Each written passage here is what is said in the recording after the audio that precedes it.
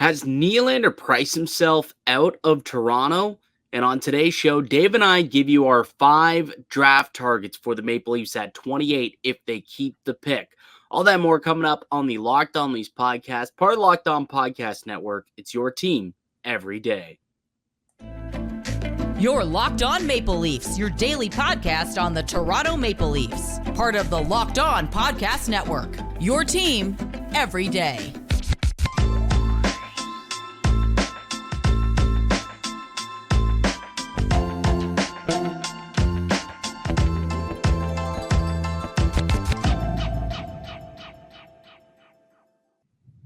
Hello and welcome into the Locked On Leafs podcast, a daily Maple Leaf-centric podcast hosted by myself, Mike DiStefano, my co-host, Dave Morassutti. Today's show is brought to you by Gametime. Download the Gametime app, create an account, and use the code LOCKEDONNHL for $20 off your first purchase.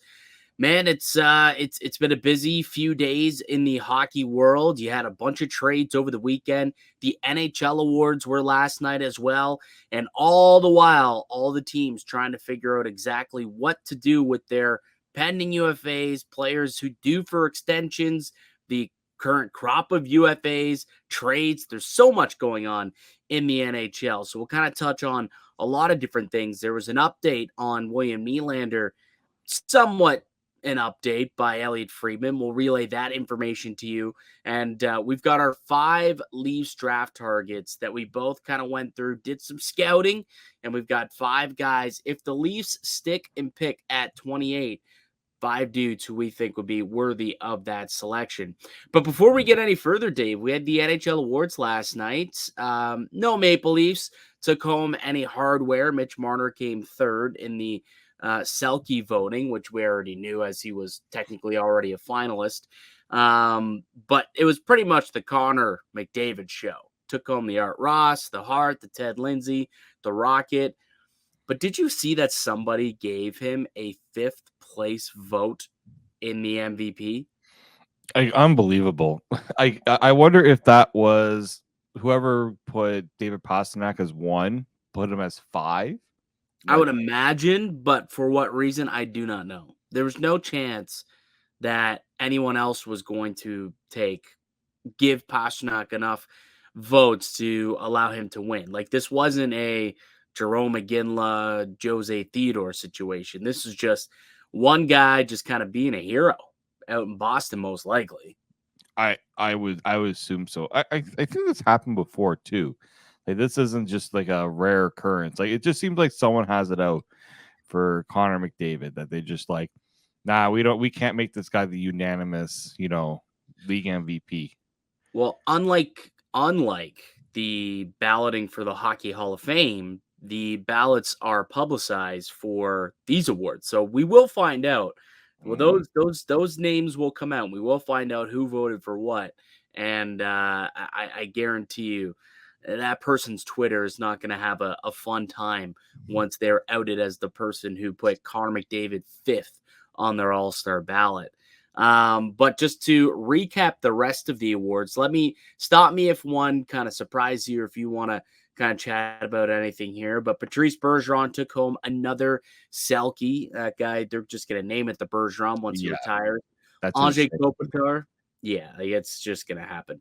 Anze Kopitar gets the Lady Byng. Matty Beniers taking home the Calder Trophy. Linus Ullmark of the Bruins taking home the Vezina. They get the Jennings Trophy as well with him and Jeremy Swayman. Erik Karlsson ends up getting the Norris. I think that probably was the only one that I would say there was some debate over, like in my mind. The rest, there was no really shock or surprise. I was curious to see how the voters would vote for the Norris, just because, the massive rebound season from Erik Karlsson was awesome, but defensively is still a bit of a work in progress. And there are some people that look at his defensive metrics and look at his plus minus and think to themselves, how can we possibly vote for him as the best defenseman of the year if he can't play supreme hockey in his own end? This is why I do think that there should be a separate award for best offensive defenseman and then best defensive defenseman. 100%. Right? Like you could have like honestly, you can call it like the Bobby Orr Award or something like that. Like although Bobby Orr was pretty good defensively too, but like in that sort of vein, because you're pretty much eliminating guys because they don't maybe put up the points or they didn't put up the points that Erik Karlsson did. Like what Erik Karlsson did was amazing. Like in terms Got of 101 points this year. 101 points. yeah, In San Jose. Like San Jose stinks. I know. It's just, but then it's just like, but the guy isn't a great defender. So like, there's always going to be that debate about whether he should be the Norris, and that's why I think you should really, prioritize a guy's defensive ability in a way with that Norris trophy, and then you find a way to honor Erik Karlsson with a different sort of trophy because the offensive part of the game should be recognized. But then we shouldn't also ignore the fact that defensively, he's not the best defenseman.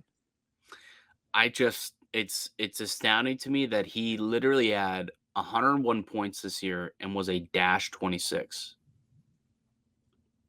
Like it's just how that happens, I do not know. But I think it's kind of cool, the resurging season that Erik Karlsson had to get rewarded for it. I thought it was a possibility for sure. I just wasn't exactly sure if the voters, who sometimes are, analytical darlings, I wouldn't consider, Karlsson just based off of his defensive numbers, not particularly an analytical darling, although he would be in terms of like shot attempts and whatnot, but not great in terms of expected goals against. But nonetheless, he does get the Norris Trophy. Backlund gets the King Clancy. Jim Montgomery cleans up the Jack Adams Award. I think we pretty much got Chris Letang with the Bill Masterton. And then any other award that we didn't mention, yeah, that guy Connor McDavid won it. Ended up with 4 major awards on the night as well. So yeah, it was I think this year, like, I don't know, the awards kind of snuck up on me, to be quite honest with you. It's like there wasn't much debate on a lot of them because we knew Connor was going to clean up. We knew that the Boston Bruins were going to win a whole bunch of awards based off of their regular season that they had. Keep in mind, these are all regular season awards too. There was just not a whole lot of debate with a lot of these awards. So it really kind of took away the luster, I felt, of the event. There wasn't much, fanfare about it, it didn't seem. Yeah, I mean, the NHL awards have been they've been lacking a little bit of luster, for a while, just because I do like that they do though better than, announcing them throughout the like when they were doing it through the playoffs and they were announcing the awards like that. Having the awards at least gives it some sort of importance, I would say. But yeah, it's just, I do think with the criteria for some of the awards, like the Norris, you could maybe improve on making a little bit more of a intrigue to it, I would say, because I think the Norris was probably the only one that could be debated, but yeah, I think maybe that's the issue, is that a lot of these awards are pretty much predetermined. You already kind of know where it's going. Like Bergeron, we knew the highly likelihood Bergeron was going to win that Selke. Yes. Right. I guess that's what takes away from the awards itself, is that there's not really a lot of guessing. Like you can pretty much throw a good wager on a lot of these ones and most likely come away, with they're all super predictable, right? All super predictable. Everything was pretty chalky, I would say. Like nothing surprised me. Not one award surprised me this season. But I mean, hey, congrats to all the award winners. And now we're off to draft season. So why don't we take a quick break, and when we come back, let's talk about that William Nylander report that Elliot Friedman had, a little bit of an extension update per se. So we'll chat about that in just a moment. We'll also get to our draft picks as well for tomorrow's draft. Geez, I can't believe it's already draft day tomorrow. Before we get any further, though, let me tell you guys about Gametime. It's one of our show sponsors. Buying tickets to your favorite event shouldn't be stressful.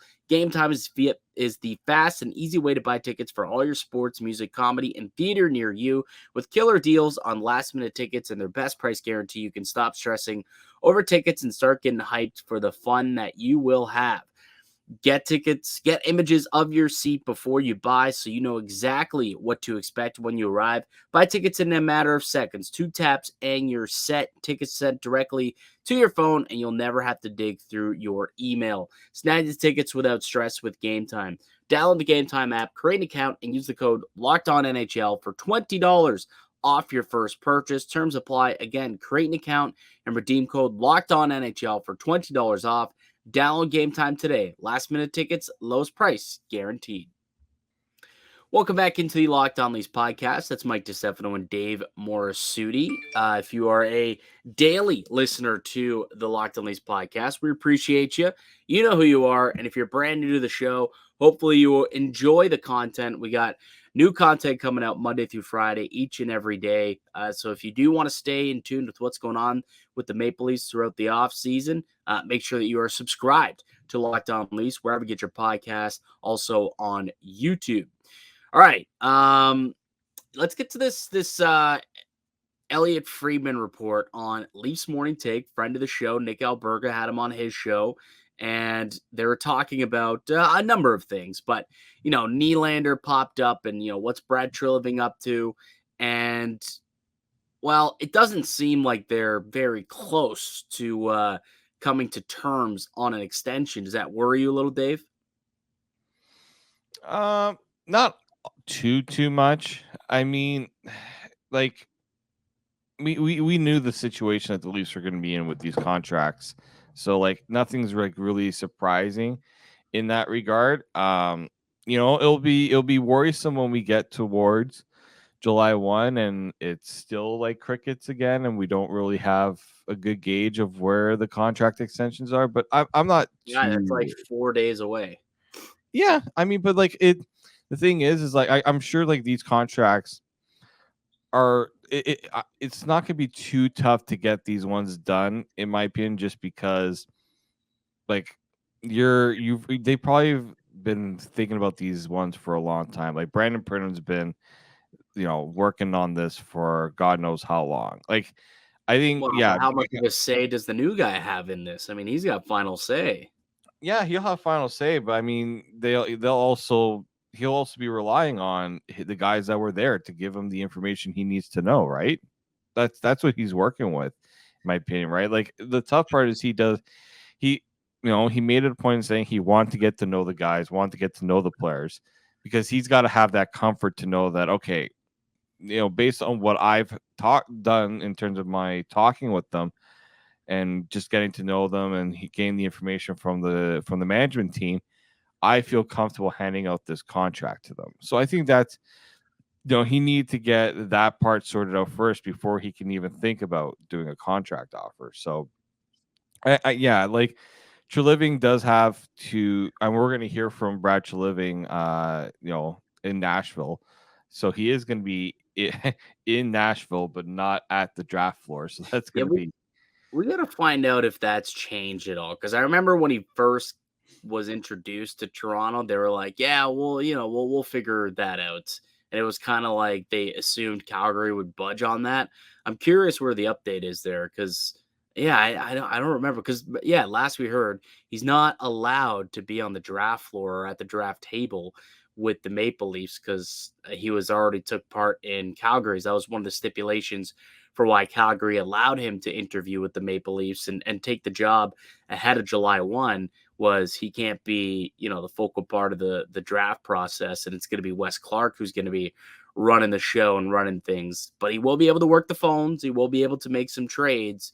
And who knows, maybe we will get something. And I think that's kind of where I look at William Nylander. I'm definitely more worried than you are. You sound like you're a little just you could care less if this guy has a contract signed. In my estimation, if they don't have an inkling that they can come to an agreement soon, I think that Brad Treliving will have a pretty good reason to trade this guy. I mean, that's what I'm thinking. Like I don't know. It sounds as though the Leafs want to get him back starting with an 8, something that starts with an 8, and he's thinking, "Nah, B, I want something that starts with a 9." So, they're pretty far apart according to Elliot Friedman, and if they can't really get close to a contract extension, a number that they both agree on, I think they have to trade him. They have to, Yeah. because we saw what happened last time. This guy's, you know, he's willing to take things pretty far. If he has to play out the final season and walk to free agency, he's probably more than willing to do that too.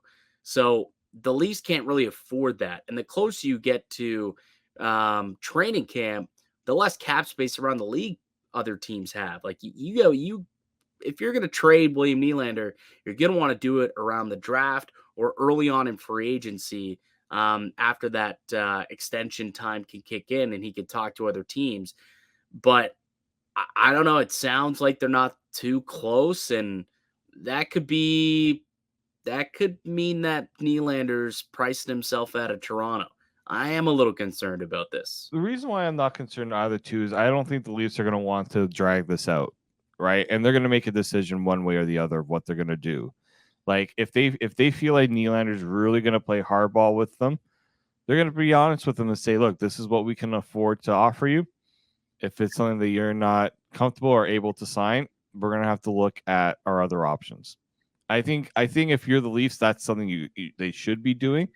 They can't be spending all summer worrying about a William Nylander extension, because we're seeing now that teams are more likely to make trades, this offseason, because the free agent market ain't very good.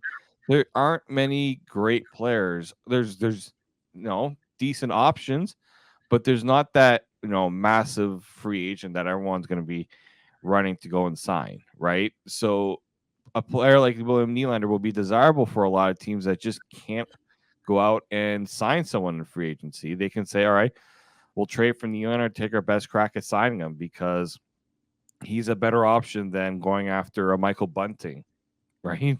Like, Right. Absolutely. so that's where I'm not too concerned, because I feel like the trade market is where a lot of teams are going to be looking to make a lot of their upgrades this offseason. Would you prefer Nylander as a Leaf next year, though, or would you prefer he's not a Leaf? Well, it depends on the number, right? If that number goes over 9, I don't want Nylander for that. You have to at some point say it's nice to try to keep the band together, but the band also, it can't be a 4-man band anymore, right? So what number are you comfortable at? Like, it's got to be under 9. Yeah, it has to be under 9. It, in my opinion, it's got to be like 8.5 to 8.75. That's kind of my high. Like that's my ceiling for him.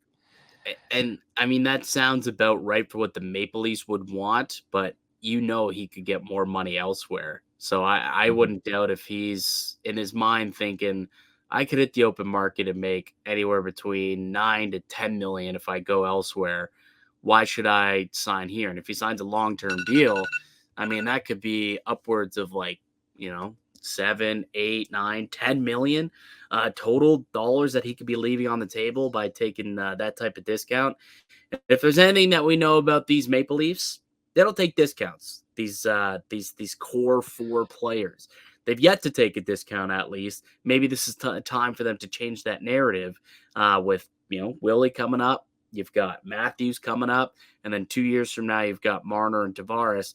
We'll see what they end up doing as well. But I don't know. It's going to be interesting. I'm kind of starting to lean that Nylander won't be with this team. I know we talked a lot about the core 4 remaining, but if they can't get something done, like it's mandatory that they get assets in return from Nylander. They cannot show up to training camp without him signed to an extension or him traded. Like that's if I had to give you one thing that's non-negotiable about William Nylander, can't show up to training camp without a contract, which means he's either been traded or he signed an extension. But I don't think he could show up and play out the year. That's just absolutely playing with fire if you're Brad Treliving. And he did that before and he got burned. So I would imagine he doesn't want to go down that road as well. And just a reminder, he does have a 10-team no trade clause that kicks in on July 1st, William Nylander, but he can be traded at the draft and he can be traded throughout the week in the next couple of days here to anybody. And we just saw Taylor Hall get dealt to the Chicago Blackhawks, right? Like, I'm not saying Nylander's going to go to the Blackhawks. I mean, he could. I mean, I suppose that if they wanted him, they could. But just saying that if the Leafs wanted to move on from Nylander and get some assets, now's the time, I suppose, while they have a little bit more flexibility. Because come July 1, that no trade kicks in, and now he's got just a little bit more of a say in where he goes and who you can talk to. So I don't know. I think that there's certainly a little bit of fire there with Nylander and his contract with the Maple Leafs. Speaking of the draft and trades and whatever and all that stuff that's happening right now, why don't we take a quick break? Let's come back. Let's give our draft, kind of our Leafs draft preview in a way. The Leafs pick at number 28 overall. It's the pick that they got in return for Rasmus Sandin earlier this season. It's Boston's pick from the Washington Capitals. So we'll talk about whether or not they should stick and pick, should they trade, and if they do stick, we got a list of names, some guys that we like. So we'll talk about that on the other side. I'm Mike DiStefano with Dave Morassutti. Listen to the Locked On Leafs podcast, part of the Locked On Podcast Network. It's your team every day.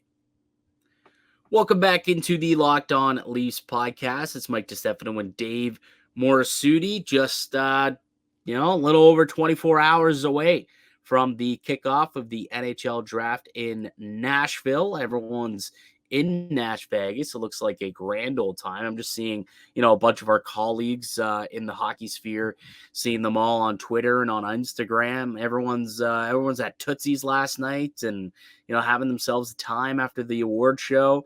And I'm sure there's, some Maple Leafs that have found themselves doing some things as well. I think I saw Marner was there. He was at the red carpet, obviously, with a chance to win it. So he went straight from Shania Twain to Vegas, and I guarantee you he's got a couple of bars or concerts lined up while he's there for the week. Why not? For the NHL draft, though, so the Leafs, they have 3 draft selections in the draft this season. They got the 28th pick overall. They've got pick 153 in the 5th round, and then they've got pick 185, which is a 6th round pick. So just 3 draft selections this season for the Toronto Maple Leafs. But the one that we all are wondering on is the 1st round pick, number 28 overall. A couple of names who've been drafted at 28 overall in the past few years. Corey Perry is one. Nick Foligno was drafted 28th. Brady Shea, Justin Williams, Mr. Game 7. Mike Richter, once upon a time, was a 28th overall selection in a draft. So you could still get some quality talent, down in the bottom of the 20s in the draft. So there's certainly an opportunity to get someone if they decide to stick and pick. But there's also 2 other options. They could trade down to acquire more picks, or they could use that pick and trade for a roster player for some win now help. If you had to power rank the 3, Dave, where you could stick and pick, trade down, or trade for a roster player, how would you power rank those 3 from your perspective and what you would do if you were Brad Treliving? Trade for a roster player would be probably my top option. I just think if you're gonna get somebody, even someone with a little bit of control, that would be it. For a team like the Leafs, they need to get better now. Keeping the pick, I think, would be a little better than potentially trading down, but it depends on preference of who they want to pick. If the person they want to pick gets already selected, might as well move down and collect assets if somebody wants to trade back in. But the better option to trade down would be if you're trying to pull off that Matt Murray deal that some people still think the Leafs might want to try to do. But I think that's probably the least. Like, I don't know. That option doesn't appear to be talked about right now. So I don't know if that's even going to be a possibility right now. Yeah, and the framework for that deal is quite literally last year with Peter Mrazek, where they Yeah. traded down 9 draft slots from, late in the first round to early in the second round. 9 draft selections is all it cost them to rid themselves of the Matt Murray contract.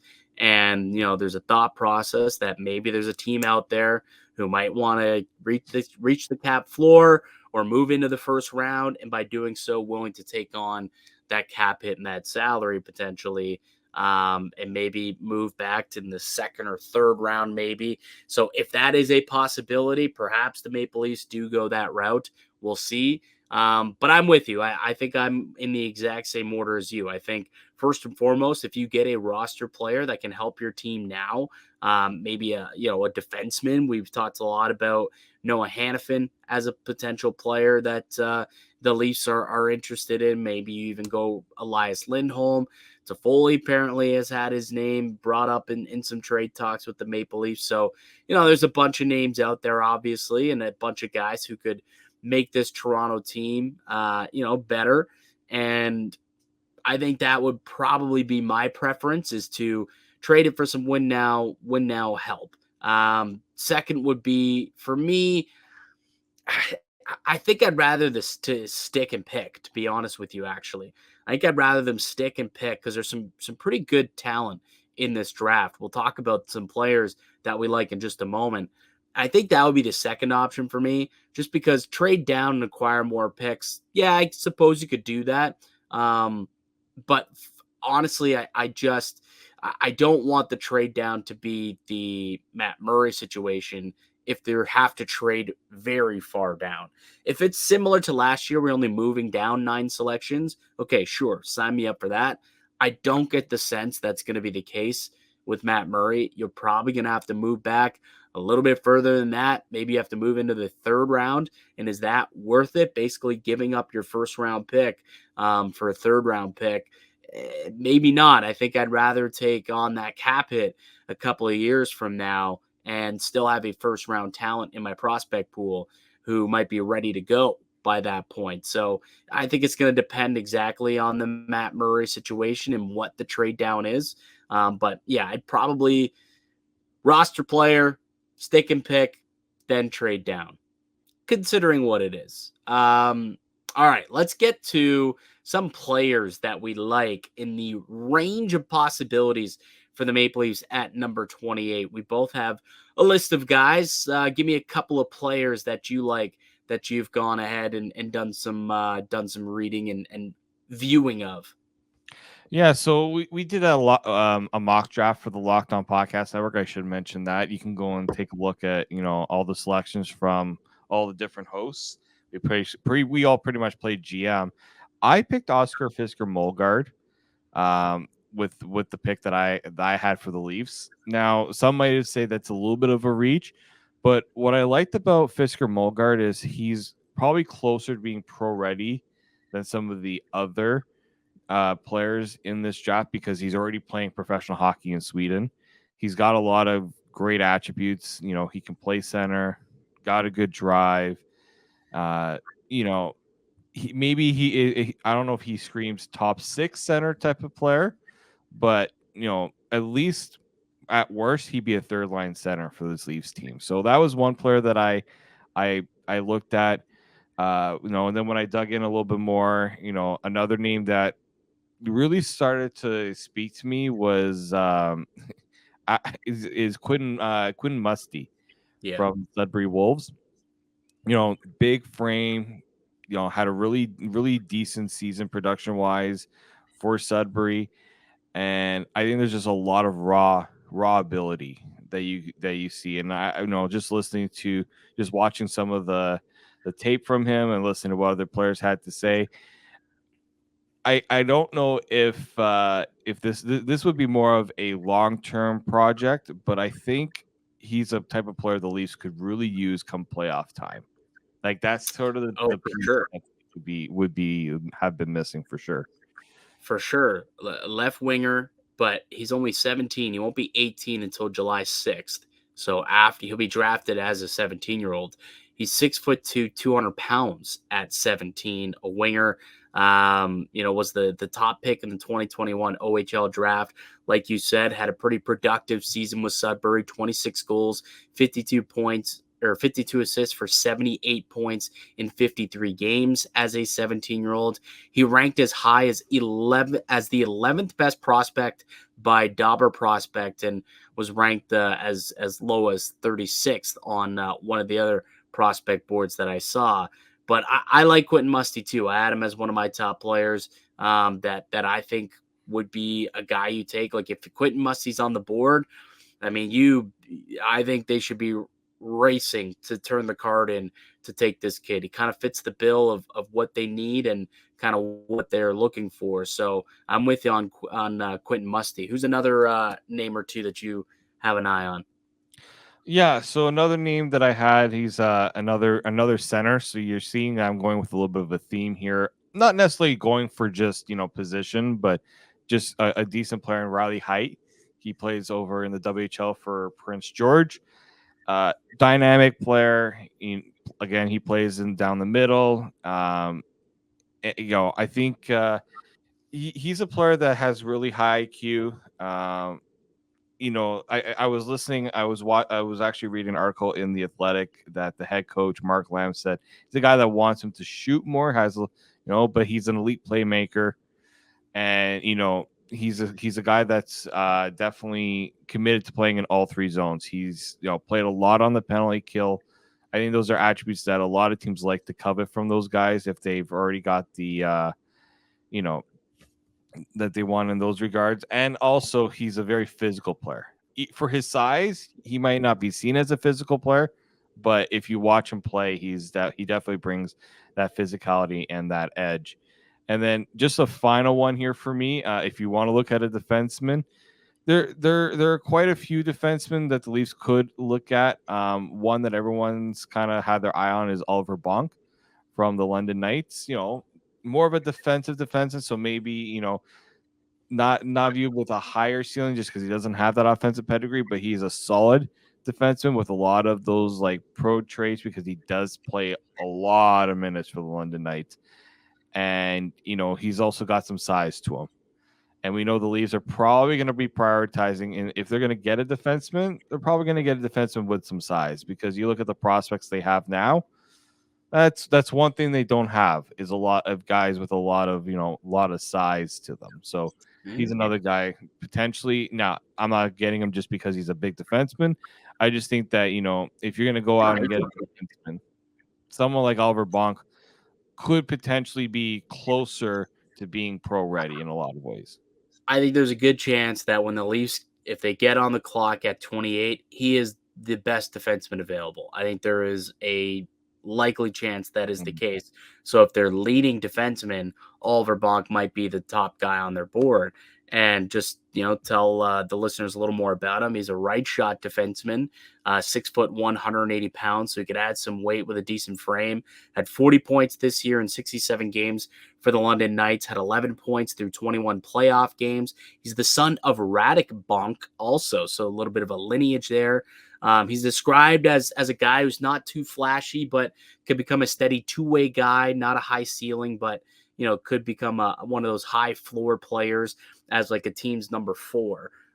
So there's some intriguing traits there for sure for Oliver Bonk, who's ranked as the 30th best player in the draft on the consolidated board, ranked as high as 20th best player on Sportsnet's big board. So there's some varying discrepancies about what people think of Oliver Bonk, but I think certainly he could be someone who the Maple Leafs could be interested in. I really want to quickly too, you mentioned Riley Height, because he was somebody who I also put down as one of my players, and I found a scouting report from Elite Prospects from their draft guide. I just want to read it quickly just so that people can get a bit more of an idea of what this guy's all about.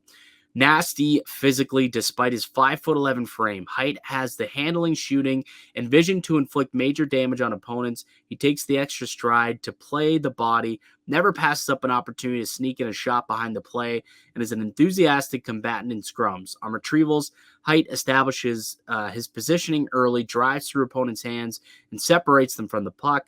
And the use of contact to create space in the small area game allows him to spin off of defensive pressures and attack the inside. And he was somebody who, to your point, 97 points in 68 games for the Prince George Cougars in the WHL this year. But yeah, a little undersized, but definitely a scrappy player. So Riley Height, certainly a very intriguing name for me. I'll give you a couple more that you didn't mention that I had on my list here. Callum Ritchie, if he ends up falling to them, he's a big centerman from the Oshawa Generals, 6'2", 185 pounds, 200-foot player, killed a lot of penalties for the Gens, and he's a strong face-off guy. Ranks 21st on the consolidated big board rankings, ranked as high as 13th best player in the draft by Daily Faceoff and Craig Button. So he would be somebody who's got some high hockey IQ, hockey sense, and two-way guy. I think Callum Ritchie would be a good pickup for the Maple Leafs if he's there at number 28. A couple other guys. Gavin Brindley is a very intriguing name. Did you read up on Gavin Brindley by any chance? Because this is someone who I think is going to be an extremely polarizing player in this draft. He had 38 points. He's a centerman for the Michigan Wolverines, by the way. So he was right in behind Adam Fantilli. And he had 38 points in 41 games. A very high motor player. Apparently, he was ranked by Elite Prospects as the second best motor in the draft. I didn't even know that was a ranking that they did, but apparently they do. Second best motor. He's a really strong skater. He excels defensively. He's a tenacious forechecker. And Adam Fantilli called him the most underrated prospect in the draft. In his draft year, he was able to play for the World Junior Championships with Team USA, had 4 points in 7 games there. Here's the problem with Gavin Brindley. He's 5'8", 165 pounds is what he was listed as. Yeah. Very much undersized. If this guy was 6'2", 200 pounds, we'd be talking about a top 5 to 10 draft pick in the NHL this year. He's got the skills, a lot of skills, very skilled player. And despite being 5'8", 165, a guy who's got a good motor and plays well defensively is actually kind of a blessing for him that he has to play that way, because that would be the knock on someone that small is is he willing to play defensively? And the question is, right now he's doing it against people in the NCAA. Is he going to do it against grown-ass men in the NHL? That's the question that a lot of people have, which is why I think Gavin Brindley will end up dropping a little bit. Maybe he gets the Leafs at 28. Maybe they decide to go there. I'm not sure if they do. The size might not jive with what Brad Treliving would want to do, but he is a player that is immensely skilled and, plays a two-way game. So I'll be curious to see where Gavin Brindley ends up, but he was one player that I thought was kind of interesting. And Ethan Gauthier is kind of the last one that I wrote down as a potential option at pick number 28 from a right winger from Sherbrooke, 5'11", $175. He was the number 1 pick in the 2021 QMJHL draft. He's the son of former NHLer Dennis Gauthier, also is the cousin of Julian Gauthier as well.